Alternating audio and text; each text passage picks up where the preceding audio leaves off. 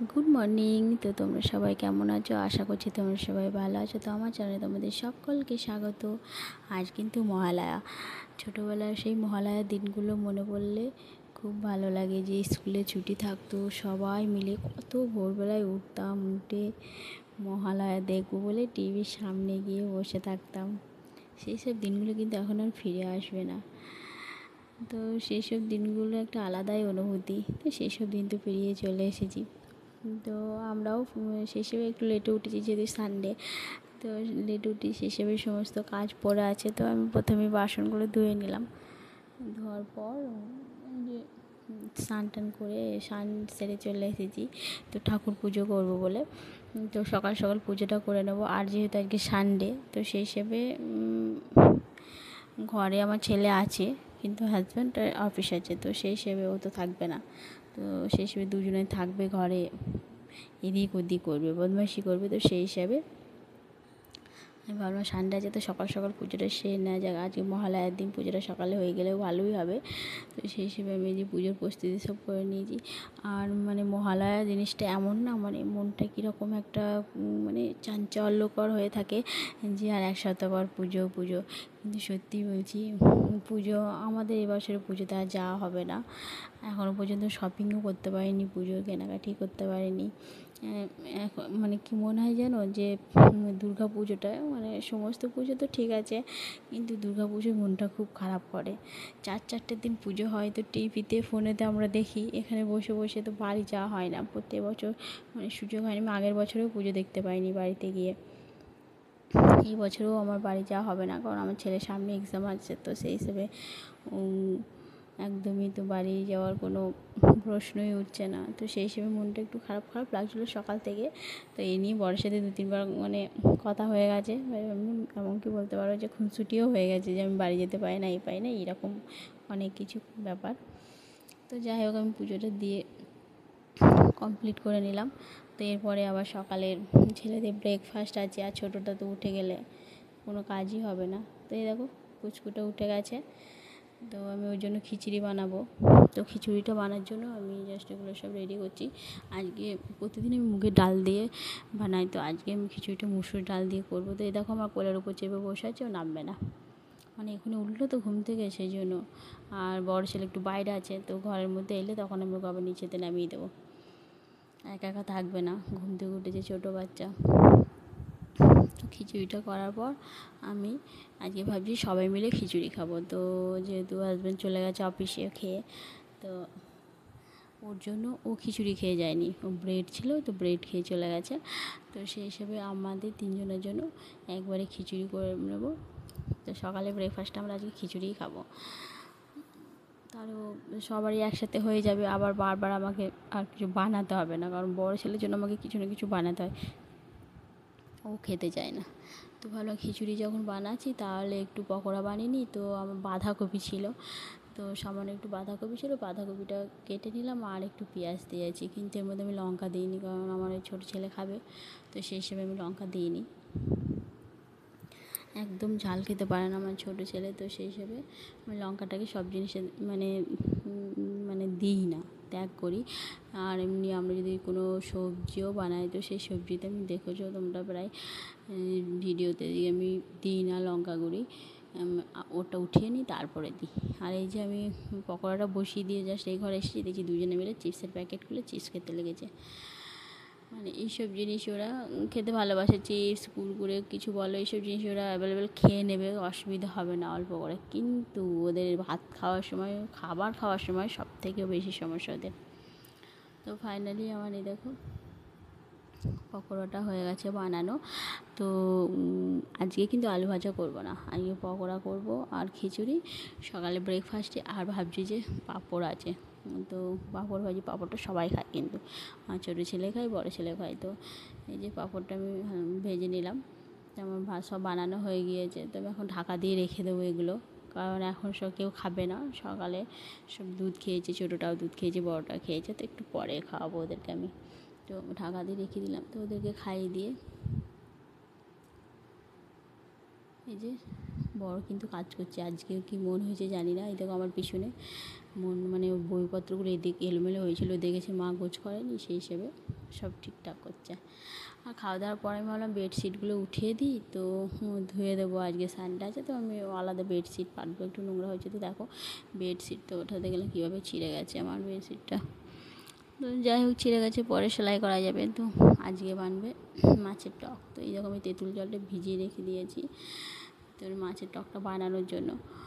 তো আর এই যে মাছগুলো আমি প্রথমে ফ্রাই করবো, আর ভাতটা আমি বানিয়ে নিয়েছি আগেই, মানে আমি খাওয়ার মধ্যেই ভাতটা বানিয়ে নিয়েছি, কারণ আমার সময় হয়ে ওঠে না। সত্যি বলছি সানডেটা আমার এত বিচ্ছিরি যায়, এত তাড়াহুড়ো উটোপুটি। তারপরে আবার আজকে আমি লেটে উঠেছি, ঠিক আছে, মানে একটা কাপড় ধোয়া হয়নি। তো আমি এই রান্নার মাঝখানেই রান্না করব আর কাপড়গুলো ধুয়ে নেবো। তো আজকে ঝিঙে আলু দিয়ে সবজি হবে আর মাছের টক। আর যেহেতু আমার ছেলেরা টক খায় না, তো সেই হিসেবে ওদের জন্য আমি পাশা মাছ উঠিয়ে তুলে রেখে দেবো। তো আমি এই সবজিটা বসিয়ে দিলাম ঢাকা দিয়ে। দেখো কি সুন্দর কালার এসেছে। এখানে কিন্তু আমি কোনো লঙ্কা গুঁড়ো অ্যাড করিনি, এটা হয়ে যাওয়ার পর আমি লঙ্কা গুঁড়োটা অ্যাড করবো। আর তেঁতুলটা আমি ভালো করে মেখে জাস্ট ওর বাদবাকি অংশটা ফেলে দিলাম।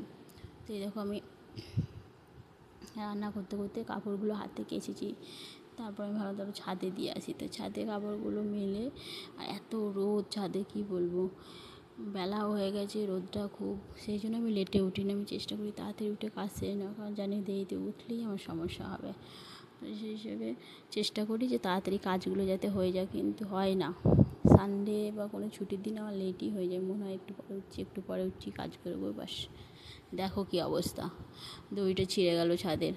এবার কি করব আমি, দেখো একে আমি তাড়াহুড়ো করছি, তারপর ছেলের আছে নিচে রান্না হচ্ছে, আমার তারপর হাজব্যান্ড আবার অফিসেও যদি ঘরে থাকতো তাহলে দড়িটা আমাকে বেঁধে দিত, কিন্তু কিছু করার না, আমাকে নিজেই বাঁধতে হবে দড়িটা। চলো বেঁধে নিই। তো ফাইনালি দেখো দড়িটা কোনো রকমভাবে আমি বেঁধেছি। এই দেখো তারটা সাইডে ঝুলছে, আর ওর তার দড়িটা মানে তারটাতে আমি কোনো কিছু মেলেও নি। আমার ছেলে মনে একটা না দুটো প্যান্ট মেলে দিয়েছি, বাদ বাকি আমি ছেড়ে দিয়েছি, কারণ জানি ওটাকে আবার কিছু মেললে ওটা আবার কেটে পড়ে যাবে। আসলে ব্যাপারটা কী বলো তো, গরম হয় তো, তারপর বৃষ্টি হয়, তো তারগুলো না খারাপ হয়ে যায়, যে দড়িগুলো বাঁধা আছে। তো সেই হিসেবে ওগুলো আবার তোমার কেটে যায়, আর খুব রোদে তারটা খুব হয়। তো দেখো পুরো আমি মিলে এই যে তারটা দিচ্ছি, অল্পই দিয়েছি, 4-5টা, বেশি না, কারণ ওটা ছিঁড়ে গেলে আর পুরো তার ভর্তি হয়ে গেছে, একদমই জায়গা নেই।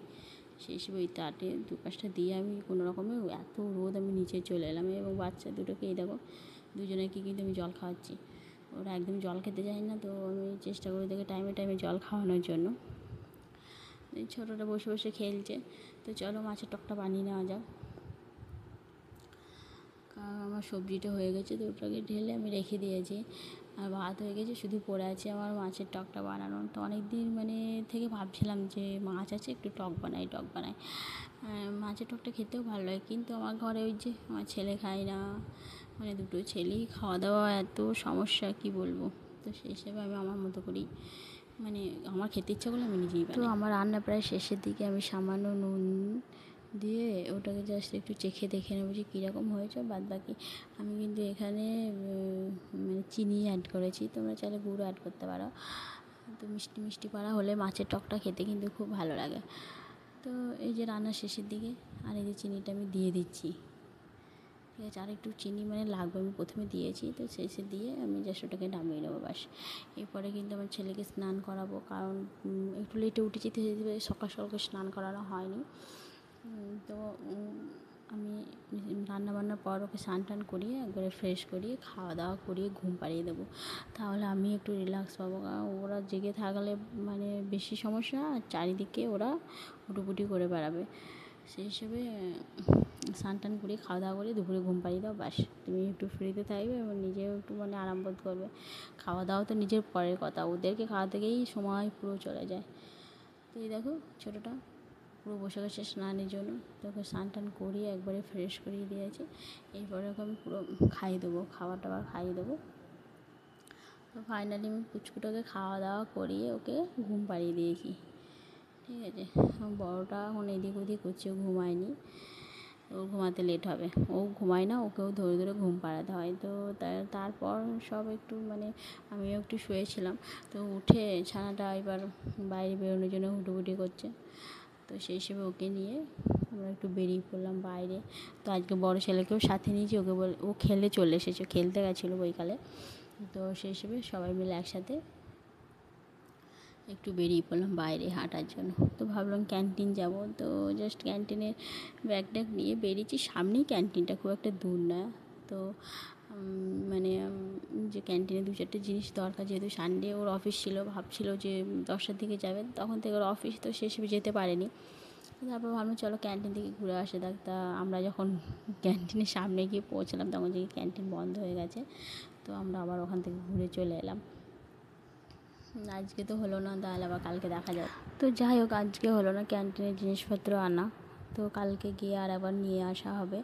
কারণ ক্যান্টিনের জিনিস আমার খুব মানে 2-4টে দরকার, খুব এমার্জেন্সি হয়ে গেছে। তো সেই হিসেবে ভাবলাম সন্ধ্যের সময় খোলা আছে তো নেবো, তো কোনো ব্যাপার না, কালকে আবার বৈকালের দিকে নিয়ে নেব। তো এই দেখো বর আসার পথে সবজি নিয়ে এসেছিলো। তো দেখো আমার ছোটো ছেলে কী করছে, সবজিগুলো চারিদিকে ফেলেছে এবং ওর বাবার সাথে বাবাকে হেল্প করছে, মানে ফ্রিজে সবজি ভরার জন্য বাবাকে হেল্প করছে। খুব পাকা ছেলে, ঠিক আছে। তো ওই যে সবজিগুলো সব উঠিয়ে আমার হাজব্যান্ডই ফ্রিজে রেখে দেবে, তো আজকে আমাকে আর সবজি ওঠাতে হলো।